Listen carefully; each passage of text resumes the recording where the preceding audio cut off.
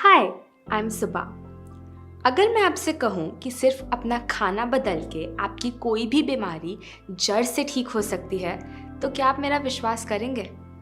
आपको कोई भी बीमारी क्यों ना हो, diabetes, high blood pressure, thyroid, PCOD, hair fall, जोड़ों में दर्द, माइग्रेन, सर्वाइकल, अगर आप अपनी डाइट बदल लें और उसको 100% फॉलो करें और 3 महीने बाद अपना ब्लड टेस्ट करवाएं, तो आपको वो बीमारी नहीं रहेगी। मुझे मालूम है आप मेरा भरोसा नहीं करेंगे। आप शायद सोचें, लेकिन मेरे खाने और बीमारी का क्या संबंध? बीमारी तो दवाई से ठीक होती है, खाने से थोड़ी।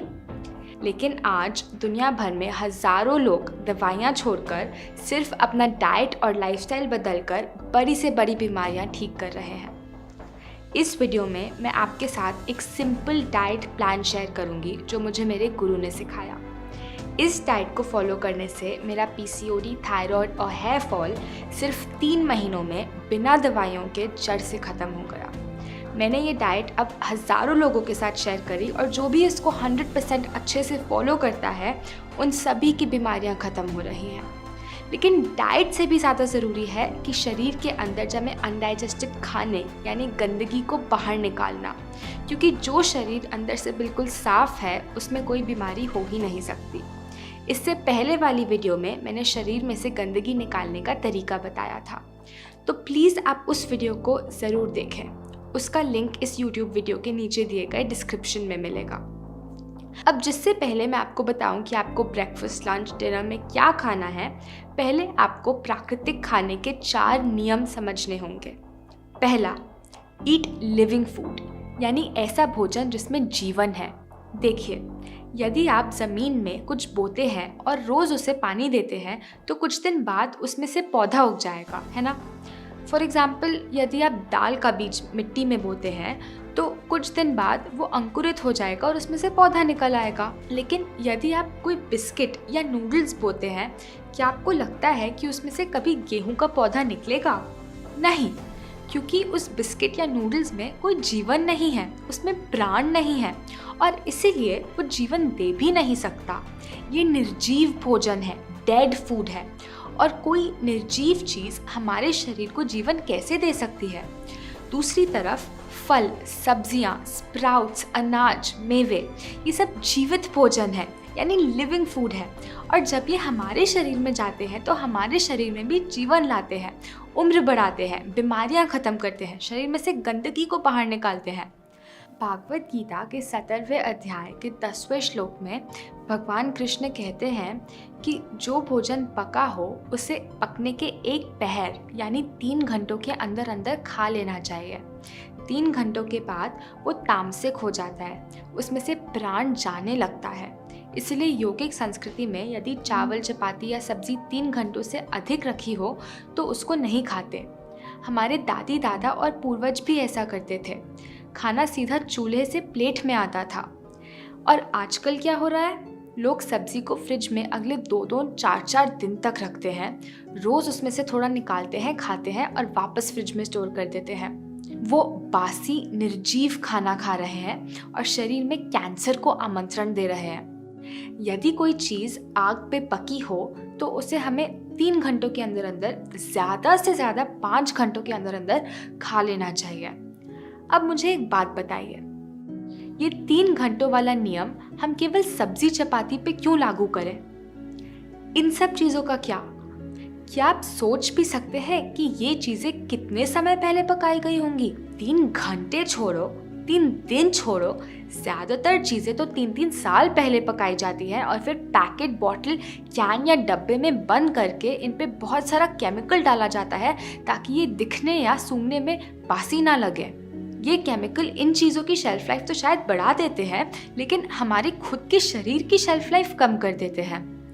अगर आप गहराई में सोचें तो ये खाना तो है ही नहीं, ये प्रोडक्ट है जो किसी कंपनी ने बनाया है, जो कि किसी भी दूसरे बिजनेस की तरह प्रॉफिट करना चाहती है। ये निर्जीव है, डेड है, इसमें कोई प्राण शक्ति नहीं बची। तो पहला नियम, लिविंग फूड खाएं, यानी वो भोजन जिसमें जीवन हो। कुछ भी बॉटल बंद, पैकेट बंद या डब्बा बंद ना खाएं। ऐसी कोई भी चीज़ ना खाएं जो इंसानों द्वारा फैक्ट्री में बनाई गई हो। ऐसा खाएं जो सीधा माँ प्रकृति से आता हो। फल, सब्जियां, स्प्राउट्स, अनाज, मेवे, और फिर माँ प्रकृति खुद आपका ध्यान रखेंगी। बिस्किट की बजाय नारियल की गिरी के टुकड़े खाएं।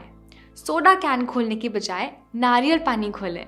ये नमकीन और स्नैक्स की बजाय ताज़े प्लेट भर फल और सैलेड खाएं। दूसरा, ईट होलसम फूड, मतलब ऐसा खाना जिसमें पूर्णता हो। माँ प्रकृति को सब पता है, वो गलती नहीं करती। कोई कारण है कि वो हमें पेड़ों पे खजूर देती है, चीनी नहीं। कोई कारण है कि वो हमें नारियल देती है, नारियल का तेल नहीं। आलू देती है, आलू के चिप्स नहीं। वो भोजन जो हमें सीधा सीधा धरती से मिलता है उसमें पूर्णता होती है, मतलब वो खुद में पूरा होता है, उसमें से कुछ निकाला नहीं गया। माँ प्रकृति ने हर खाने को बनाने से पहले बहुत प्लानिंग करी है। उन्होंने हर भोजन में प्रोटीन, फैट्स, विटामिन्स एक पर्टिकुलर रेशियो में दिए हैं ताकि हम इंसान उसको आसानी से पचा पाएं। यदि हम उसमें से सिर्फ फैट्स निचोड़ के खाते हैं या उसकी बाहरी परत निकाल देते हैं तो हम इसको माँ प्रकृति के ओरिजिनल डिज़ाइन से पूरी तरह बदल रहे हैं। इसीलिए सफ़ेद चावल की जगह ब्राउन चावल खाएं। ब्राउन चावल होलसम होते हैं, उसमें पूर्णता होती है। यदि हम उस पर लगी ब्रांड निकाल देते हैं तो वो सफ़ेद चावल बन जाते हैं। उस चावल को डाइजेस्ट करने का मैकेनिज्म तो ब्रांड में रह जाता है, जिसको हम निकाल के फेंक देते हैं। सफ़ेद चावल खाना ऐसा है जैसे आम की गुठली खा ली और आम बाहर छोड़ दिया। चीनी के बजाय खजूर या गुड़ खाएं। खजूर और गुड़ में पूर्णता होती है। चीनी खंडित यानी फ्रैगमेंटेड है। किसी चीज़ की तेल की जगह उसे साबुत खाएं। नारियल तेल की बजाय अपने खाने में कच्चे नारियल की गिरी घिस के डालें। यदि गेहूं खाना है तो हमेशा चोकर के साथ खाएं। रोटी बनाने से पहले छान कर गेहूं को चोकर से अलग ना करें।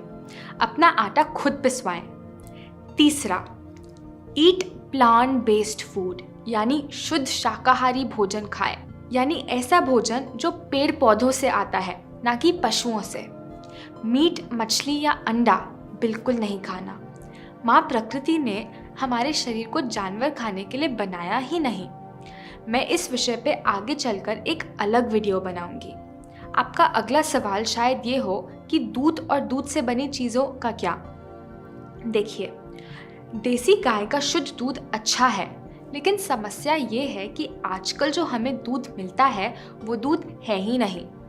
हमें जो टेट्रा पैक और थैलियों में मिलता है वो मिल्क पाउडर, यूरिया और बहुत हानिकारक केमिकल से बना एक सफ़ेद पदार्थ है। क्या आप जानते हैं कि वर्ल्ड हेल्थ ऑर्गेनाइजेशन ने भारत सरकार को सावधान किया कि आजकल मिलने वाला दूध इतना मिलावटी है कि यदि हम इसे पीते रहेंगे तो 2025 तक 87% भारत को कैंसर होगा। अब आप शायद पूछें, लेकिन मेरे घर का दूध तो बिल्कुल शुद्ध है, मेरी खुद की गौशाला से आता है, तो क्या मैं पी सकता हूँ? नहीं। जिन लोगों को अपनी बीमारी ठीक करनी है, वजन घटाना है या फिर दिन भर बैठने का काम होता है, वो लोग दूध पचा ही नहीं सकते। शुद्ध दूध भी बहुत भारी भोजन होता है। छोटे बच्चे जिनकी हाइट बढ़ रही है या एथलीट्स जो दिन में 4-4, 5-5 घंटे धूप में खेलते हैं, वो शुद्ध दूध को शायद पचा सके, लेकिन आजकल हम में से ज़्यादातर लोग नहीं पचा सकते। दूध नहीं तो दूध से बनी कोई चीज़ भी नहीं लेनी। पनीर, घी, बटर अभी नहीं पचेगा। अब आप चिंता ना करें, दूध का एक आसान रिप्लेसमेंट है जो आपको वो सारा कैल्शियम, प्रोटीन, न्यूट्रिएंट्स, विटामिन्स दे सकता है जो आपको गाय के दूध से मिलना था। अंतर बस इतना है कि आपका शरीर इसे पचा सकता है। आप जानते हैं वो क्या है? नारियल का दूध। नारियल धरती पर सबसे अच्छे भोजनों में से एक है। इसे हमारे पूर्वज श्रीफल कहते थे। भारत में हर जन्म, हर शादी, हर उत्सव की शुरुआत नारियल तोड़ने से होती है, क्योंकि हमारे पूर्वजों को पता था कि अगर वो हमें कहें कि नारियल खाओ क्योंकि सेहत के लिए बहुत अच्छा है, तो शायद कोई ना खाए। लेकिन इसे हमारे रीति रिवाज में शामिल करने के बहाने ये नारियल किसी ना किसी तरह भारत के घर घर में पहुंच जाएगा। आप हमेशा नारियल का दूध खुद बनवाएं। पैकेट वाला नारियल का दूध नहीं पीना। बनाने की विधि नीचे दिए गए YouTube डिस्क्रिप्शन में मिल जाएगी। चौथा, ईट वाटर रिच फूड, यानी ऐसा भोजन जो रस से भरा हो। 2 तरह के भोजन होते हैं, वाटर रिच यानी ऐसा भोजन जिसमें पानी भरपूर मात्रा में हो, और दूसरा वाटर पुअर जिसमें कोई पानी नहीं है। वाटर रिच में आते हैं फल जैसे कि तरबूज, पपीता, ग्रेप्स, संतरा, टमाटर, खीरा, पत्तेदार सब्जियां, लौकी। वाटर पुअर में आते हैं सभी तरह के अनाज, चावल, गेहूं, चपाती, दाल, सूखे मेवे जैसे बादाम, अखरोट, और स्टार्च वाली सब्जियां जैसे आलू, अरबी। देखिए, यदि आप उसे जूसर में डालें और बहुत सारा जूस निकले तो आप समझ जाना वो वाटर रिच है। क्या आप कभी रोटी या चावल का जूस बनाते हैं? नहीं, क्योंकि आपको पता है कि उसमें रस है ही नहीं। अब आपका शरीर 70% पानी है और 30% सॉलिड जैसे हड्डी, मसल और मांस। तो स्वाभाविक है आपकी डाइट 70% वाटर रिच फूड्स की होनी चाहिए जैसे जूस, फल, सब्जियां, और 30% वाटर पुअर फूड्स की जैसे अनाज और सूखे मेवे। लेकिन हम में से ज़्यादातर लोग इसका बिल्कुल उल्टा खाते हैं। हम अनाज दिन में 3 बार खाते हैं जो पूरी तरह पचता नहीं, और इसलिए हमें इतने सारे रोग हो रहे हैं। तो संक्षेप में, नंबर 1, ईट लिविंग फूड यानी ऐसा भोजन जिसमें जीवन हो, जो सीधा खेत से आपकी किचन में आता है, किसी फैक्ट्री से नहीं आता। नंबर 2, ईट होलसम फूड यानी ऐसा भोजन जिसमें पूर्णता हो, सफ़ेद चावल की जगह ब्राउन चावल, चीनी की जगह गुड़ या खजूर, तेल की जगह नारियल की गिरी। Number 3, eat plant based food यानी शुद्ध शाकाहारी भोजन। आपका भोजन पेड़ पौधों से आना चाहिए, पशुओं से नहीं। मीट, मछली या अंडा बिल्कुल ना खाएं। गाय के दूध की बजाय नारियल का दूध इस्तेमाल करें। चौथा, ईट वाटर रिच फूड यानी ऐसा भोजन जो रस से भरा हो। तो अब चलिए डाइट प्लान की बात करते हैं। हम दिन में 5 मेन मील सजेस्ट करते हैं। सुबह का डिटॉक्स जूस, नाश्ता, लंच, बीच की मिड मील और डिनर। मैं आपको इस वीडियो में जो टाइमिंग दूंगी वो ज़्यादातर लोगों को सूट करता है। आप उसको अपने रूटीन के हिसाब से एडजस्ट कर सकते हैं, कोई प्रॉब्लम नहीं। याद रखें कि इस डाइट प्लान में आप रोज़ 16 घंटे उपवास ज़रूर जोड़ के रखें, जिसकी बात हमने पिछले वीडियो में की थी। मतलब अगर आप डिनर रात को 7 बजे लेते हैं तो अगले दिन सुबह 11 बजे तक कुछ सॉलिड भोजन नहीं खाना। आइए सुबह के डिटॉक्स जूस से शुरुआत करते हैं, जिसे आप सुबह उठने के थोड़ी देर बाद ले सकते हैं, करीब 9 बजे। इसके लिए हम एक बहुत स्पेशल सब्जी का जूस बनाते हैं। जब ये हमारे शरीर में जाता है, सारे टॉक्सिन्स और गंदगी अपने अंदर सोखने लगता है, मैग्नेट की तरह। और जब ये निकलता है, बहुत सारी गंदगी अपने साथ लेके निकलता है। वज़न कम करने के लिए और त्वचा साफ करने के लिए ये बहुत अच्छा है। ये सब्जी बाहर से हल्के हरे रंग की होती है और अंदर से बिल्कुल सफ़ेद। क्या आप जानते हैं ये कौन सी सब्जी है? हिंदी में इसको सफ़ेद पेठा कहते हैं और इंग्लिश में ऐश कार्ड। ये आपको सब्जी वाले के पास मिल जाएगी। जूस बनाने के लिए पहले इसके छिलके को निकाल लें, अंदर से सारे बीज भी निकाल लें। फिर इसको काट कर जूसर में जूस निकाल लें। जूसर ना हो तो इसको मिक्सी में भी बनाकर छानकर पी लें। रोज़ सुबह 1 ग्लास करीब 300 ml पेठे का जूस पिएं। इसमें कोई नमक, नींबू, मिर्च मसाला नहीं डालना। चिंता ना करें, ये कड़वा नहीं होता। आप चाहें तो इसको आधा नारियल पानी के साथ मिक्स करके भी ले सकते हैं।